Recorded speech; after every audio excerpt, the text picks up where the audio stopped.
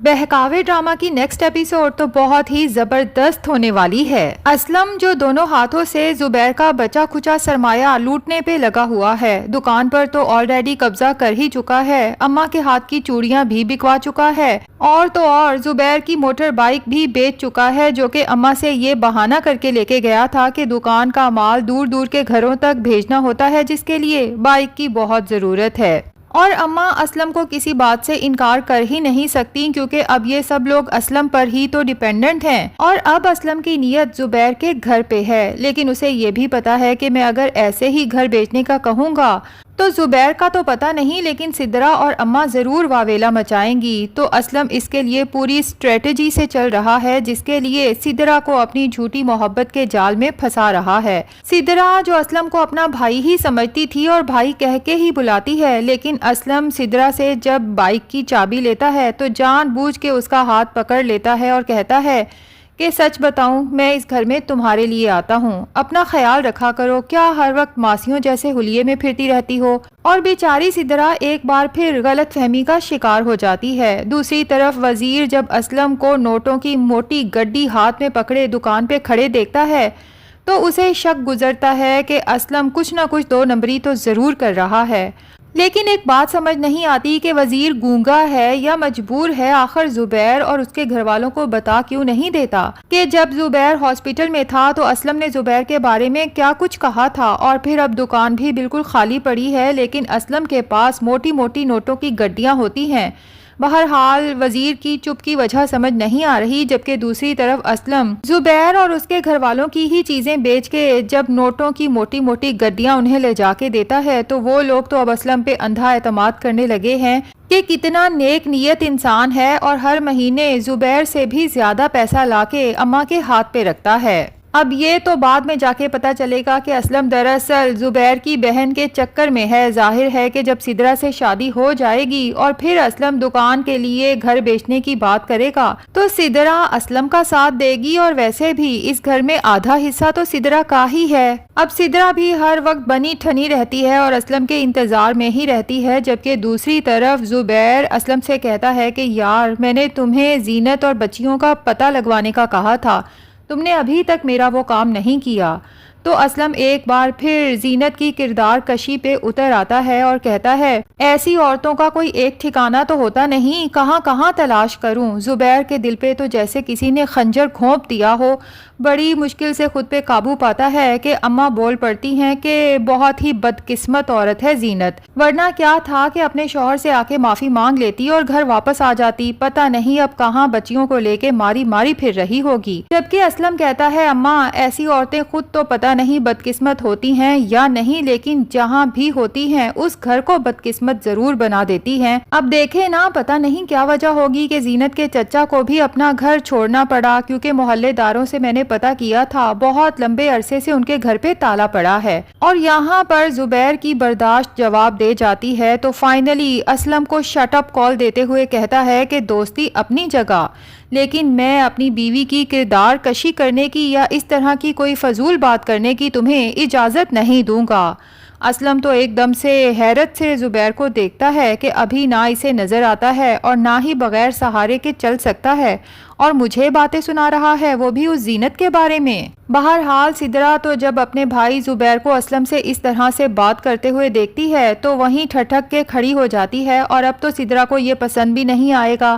ظاہر ہے کہ اسلم نے اس سے اظہار محبت جو کر دیا ہے، اب ہو سکتا ہے کہ خود سدرا یا پھر اسلم ہی زبیر کو آئینہ دکھائیں کہ اگر اتنا ہی تمہیں اپنی بیوی کے کردار پہ اعتبار تھا تو اس وقت اس کی کردار کشی کر کے دھکے مار کے گھر سے نہ نکالا ہوتا۔ زبیر تو خود اپنے کیے پہ نادم ہے، اور اب تو اماں کو بھی رہ رہ کے زینت اور بچیوں کا خیال آتا ہے، کس طرح اس لڑکی نے گھر کو سنبھال رکھا تھا، اور ثنا اور صبا کی وجہ سے گھر میں کتنی رونق رہتی تھی، لیکن کیسی بدقسمت دادی ہیں کہ بچیاں جب صبح صبح سکول کے لیے تیار ہو کے دادی سے پیار اور دعائیں لینے آتی تھیں تو دادی ہمیشہ بے عزت کر کے انہیں گالیاں ہی سناتی تھی۔ ابھی تو جب اسلم کی اصلیت کھل کے زبیر کے سامنے آئے گی کہ کس طرح اسی کے گھر میں نقب لگا رکھا تھا اور اس کی بیوی پہ گندی نیت لگا کے اسے ہراس کرتا تھا، اور اب زبیر کی معذوری اور مجبوری کا فائدہ اٹھا کے کے اس کی بہن کو اپنے گندے ارادوں کے لیے استعمال کرنا چاہتا ہے۔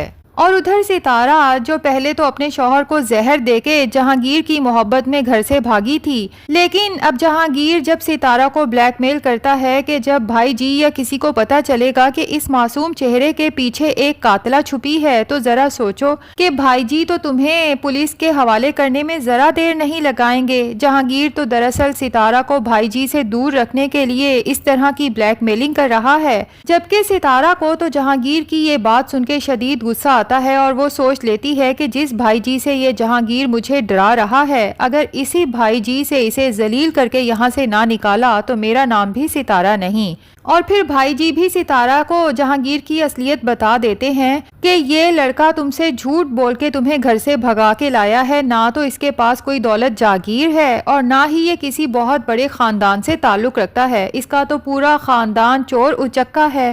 اور اب ستارہ کو اپنے ساتھ کبھی کسی بڑے ہوٹل اور کبھی شاپنگ پہ لے کے جاتے ہیں، جبکہ جہانگیر سے یہ سب برداشت ہی نہیں ہوتا تو ستارہ کے ہاتھوں میں شاپنگ کے اتنے بیگز دیکھ کے کہتا ہے کہ شرم آنی چاہیے تمہیں، اب تم بھائی جی سے تحفے بھی وصول کرو گی۔ تو ستارہ جو ویسے ہی لالچی لڑکی ہے اور جہانگیر نے ابھی تک ستارہ کو دیا ہی کیا ہے تو پھٹ پڑتی ہے اور کہتی ہے کہ شک شک شک، بس ہر وقت تم میرے اوپر شک کرتے رہتے ہو۔ جہانگیر جب ستارہ کو یوں چلاتے ہوئے دیکھتا ہے تو گھبرا جاتا ہے کہ اگر بھائی جی کو اس سب کا پتہ چل گیا تو وہ تو مجھے یہاں سے نکالنے میں دیر نہیں لگائیں گے۔ بھی ستارہ کو دھیرے لہجے میں سمجھاتا ہے کہ بیوقوف، میں تو تمہاری فکر کر رہا ہوں، پرواہ کر رہا ہوں، ورنہ تم بہت بری پھنسو گی۔ جبکہ بھائی جی جہانگیر اور ستارہ کی یہ سب باتیں سن لیتے ہیں اور کمرے سے باہر آتے ہیں اور جہانگیر کو سنا ہی دیتے ہیں کہ اگر تمہیں اتنی ہی اس کی پرواہ تھی تو اسے گھر سے بھگا کے کیوں لایا تھا۔ اب جہانگیر کی آنکھیں تو پھٹی کی پھٹی رہ جاتی ہیں کہ جس چیز کا ڈر تھا وہی ہوا۔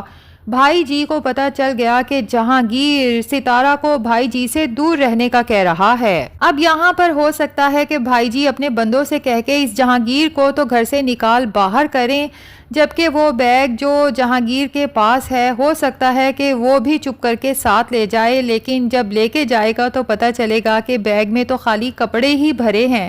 زیور اور پیسہ تو پہلے ہی وہ ہوٹل والے چوری کر چکے ہیں۔ جبکہ دوسری طرف ستارہ جو یہ سوچ رہی ہے کہ اب تو میں نے ٹھیک ہاتھ مارا ہے، باقی کی زندگی عیاشی کی گزرنے والی ہے، کیونکہ بھائی جی تو زبیر سے بھی زیادہ امیر ہیں، لیکن یہ تو وقت کے ساتھ ستارہ کو پتہ چلے گا کہ بھائی جی اس کے ساتھ کیا کرنے والے ہیں۔ جبکہ دوسری طرف زینت کو ایک بہت بڑا کانٹریکٹ آفر ہوتا ہے اور جب وہ کانٹریکٹ ڈن کرنے کے لیے میٹنگ کے لیے جاتی ہے تو مینیجر زینت سے زو معنی باتیں کرتا ہے اور اسے باہر کھانے کی آفر کرتا ہے۔ جبکہ زینت کو اس آدمی کی انٹینشنز پتہ چل جاتی ہیں، وہیں آرڈر کینسل کرتی ہے، لیکن گھر آ کے زاروں قطار روتی ہے اور نیلم سے کہتی ہے کہ شوہر کے بغیر زندگی گزارنا عورت کے لیے بہت مشکل ہو جاتا ہے، کیونکہ سمجھ ہی نہیں آتا کہ عورت خود کو کانٹوں سے چلنے سے بچائے یا پھر اپنے لہو لہان پیروں کو دیکھے۔ نیلم زینت کو اس طرح بے بس اور روتا ہوا دیکھ کے کافی پریشان ہو جاتی ہے۔ اب یہاں پر ممکن ہے کہ نیلم خود ہی شجاع سے کانٹیکٹ کرے اور جب شجاع کے تھرو پتا چلے کہ زبیر ماموں تو زینت مامی کو پاگلوں کی طرح ڈھونڈتے ہوئے پھر رہے ہیں اور پھر جو کچھ زبیر کے ساتھ بیتی شجاع بتا دے کہ انہیں اپنے کیے کی سزا مل چکی ہے اور اب وہ مامی سے بہت شرمندہ ہیں اور انہیں اپنی زندگی میں واپس لانا چاہتے ہیں، تو ہو سکتا ہے